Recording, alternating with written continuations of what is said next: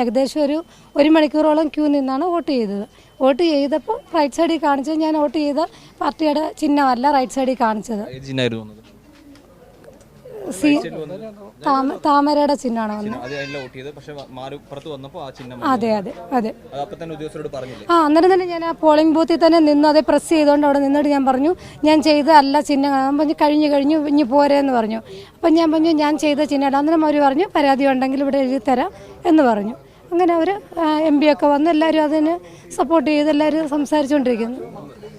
എന്തായാലും ഒരു ഗുരുതരമായ ഒരു ആക്ഷേപമാണ്. അതായത് വോട്ട് ചെയ്ത ചിഹ്നത്തിനല്ല വന്നത്, അത് താമര ചിഹ്നത്തിലേക്ക് മാറി. VVPAT എത്തിയപ്പോൾ അത് താമരയുടെ ചിഹ്നത്തിലാണ് വന്നത് എന്നുള്ളൊരു ആക്ഷേപമാണ് ഇപ്പോൾ ഈ പരാതി നൽകിയ പരാതിക്കാരിയും വരുന്നത്. MP പറയുന്നത് വീണ്ടും ഒരു അവസരം കൂടി വോട്ട് ചെയ്ത ആ സ്ത്രീക്ക് നൽകണം, അവർക്ക് നൽകണം, വീണ്ടും വോട്ട് ചെയ്യാനുള്ള അനുവാദം നൽകണം. അതുവരെ പ്രതിഷേധവുമായി തുടരുമെന്ന് തന്നെയാണ് പറയുന്നത്.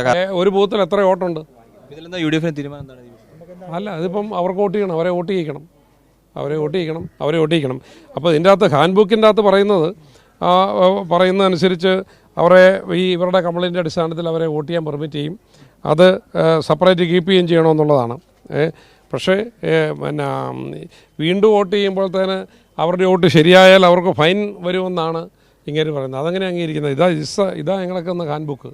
അപ്പോൾ അവർക്ക് രേഖപ്പെടുത്തിയിട്ടില്ലെന്നാണ് പറയുന്നത്. അവർക്ക് വേറെ മെസ്സേജ് ഉണ്ടെന്നാണ് പറയുന്നത്. എന്താണ് തീരുമാനം? എന്താണ് അല്ല, തീരുമാനം ഇപ്പോൾ കളക്ടറോട് സംസാരിച്ചിട്ടുണ്ട്. ഉത്തരവാദിത്തപ്പെട്ട ഉദ്യോഗസ്ഥരോട് പറയട്ടെ, കഴിഞ്ഞിട്ട് ചെയ്യാം. വോട്ടിംഗ് തുടരാൻ സമ്മതിക്കുള്ളൂ? അല്ല, ഇവിടെ ഇപ്പം ചെയ്യുന്നവരുടെ കറക്റ്റായിട്ടാണ് വരുന്നത്. ആർക്കും പരാതിയില്ല. അങ്ങനെ ഉണ്ടായാൽ വീണ്ടും വോട്ട് അത് പറഞ്ഞിട്ടുണ്ട്.